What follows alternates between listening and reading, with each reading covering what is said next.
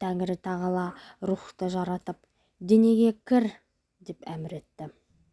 Рух жансыз, қараңғы балшық тәннің ішіне кіруге қорқып тұрды. Әрі жансыз дененің де иісі жағымсыз еді.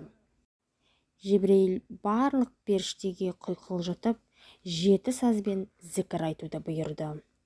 Адамды қоршай қаптаған қисапсыз періште сазды әуенмен зікір айтып бастады.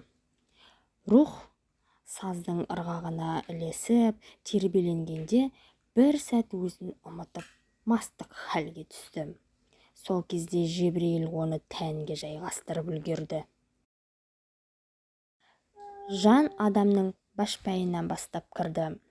Башпайға жан кіргенде ол жыбырлады. Жан тізеге жеткенде аяқтың жүргісі келді. Жаңа туған бөбектің жүргісі кеп талпынатын дегбірсіздігі осыдан қалыпты. Жан белге жеткенде отырғысы келді. Қарынға келгенде аштықты сезді.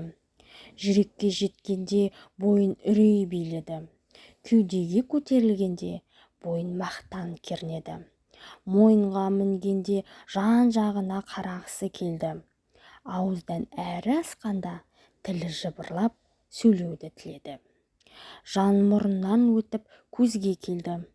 Айналасына қарап сансыз періштені көріп қайран қалды.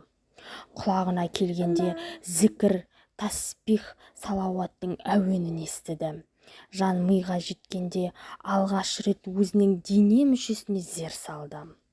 Жаббар хақ періштелерге: адамға пештің жеміс жидегі мен сусынын әкеліңдер деп әмір етті. Адам кесе толы пештің тәтті сусынын ішкенде денесінен 62 тамыр пайда болып, бойына қан тарады. Осыдан бастап адам қаны қасиетке ие болды. Нақақ төгілген адам қанның сұрауы қатты болатын осыдан екен. Кенет адамның мұрны қышып, қатты түшкіріп жіберді. Жан орнынан қозғалып, сыртқа шығып кете жаздады. Қорыққаннан «Әлхамділлә» деді. Сол кезде барша періште «Жәрикмалла» деді. Осыдан бастап түшкірген адам «Әлхамділлә», ал естіген адам «Жәрикмалла» деп айту мұсылман баласына сүннет болыпты. Құдай тағала жанға «Ал енді денеден шық» деп бұйырды. Жан сыртқа шыға алмай ұзақ тұрып қалды. «Ей жан, неге тез шықпайсың?» деп сұрады. Жан: «Уа жаратқан, мен кеудеге кіргенде 7 сазға ерініп, мас күйінде кірдім. Енді шығарда рақым етемін деген уәдеңді естімей шықпаймын» деді. Тәңірісі: «Егер ардан аттамай, әділдікті ту етіп, жүрегіңді таза ұстасаң, ақыретте рақым етемін» деп уәде берді.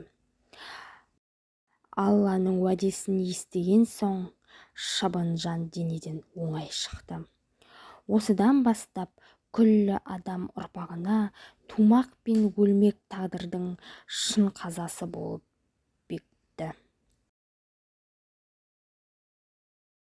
Бұл пәниде сұм нәпсіге бой алдырып, ардан аттағандар соңғы сәтте жан бере алмай қиналады екен.